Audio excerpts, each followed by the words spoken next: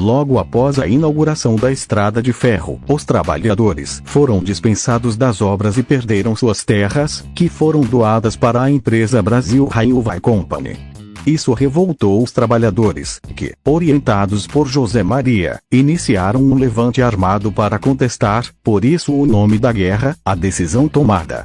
José Maria declarou à comunidade em que ele e seus seguidores moravam como governo independente e se declarou antirrepublicano.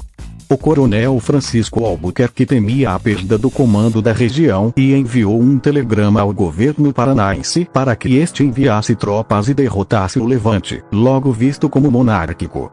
O presidente da República, Marechal Hermes da Fonseca, de acordo com a sua política das salvações, intervindo militarmente nos estados para derrotar seus inimigos, enviou tropas para a região no intuito de derrotar a comunidade de José Maria. A região do contestado era um terreno fértil para o surgimento de monges ou beatos, que, usando a fé dos sertanejos, faziam promessas de uma vida melhor caso fossem seguidos.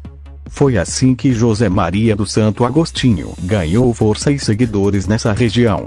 À medida que seu nome se fortalecia entre os trabalhadores sertanejos, maior era o incômodo de coronéis e da Igreja Católica, que viam diminuir as suas influências na região. A temática mais usada por José Maria em suas pregações era o fim do mundo, que, segundo ele, aconteceria nos anos 2000. O medo da destruição provocada pela ira divina fazia com que seus seguidores reforçassem sua obediência ao líder messiânico. José Maria era contra a República e isso incomodava o governo, que não tardou em enviar tropas para derrotá-lo. José Maria do Santo Agostinho fundou a comunidade do Quadrado Santo, onde seus seguidores viviam da agricultura e do furto de gado das fazendas da região. No final do século XIX, as ferrovias começaram a se espalhar pelo território nacional, possibilitando a melhor comunicação entre os estados brasileiros e o escoamento da produção agrária para a exportação. A construção dessas estradas de ferro atraía um grande contingente de pessoas, que saíam dos lugares empobrecidos onde moravam em busca de melhores condições de vida para si e suas famílias.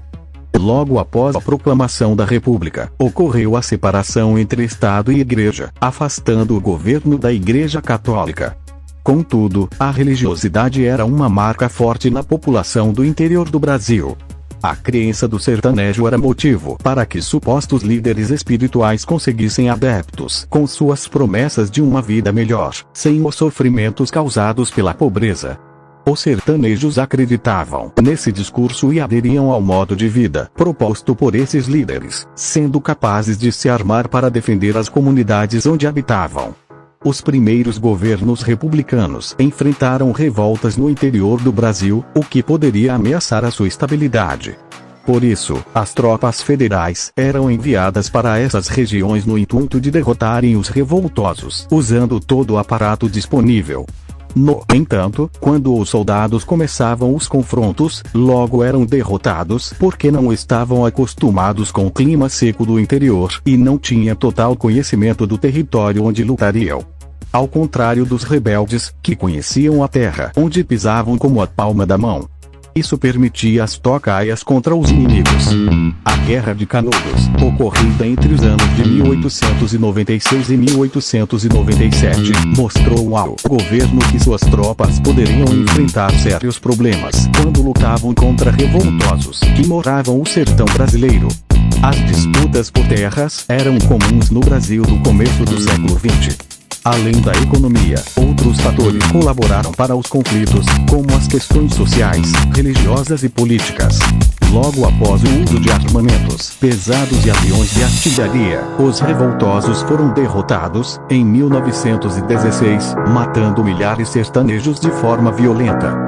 Consequências da Guerra do Contestado. Após os conflitos violentos e sangrentos que marcaram a Guerra do Contestado, a principal consequência foi a assinatura de um acordo entre paranaenses e catarinenses, resolvendo as questões de fronteira que, há anos, estendiam-se pela justiça.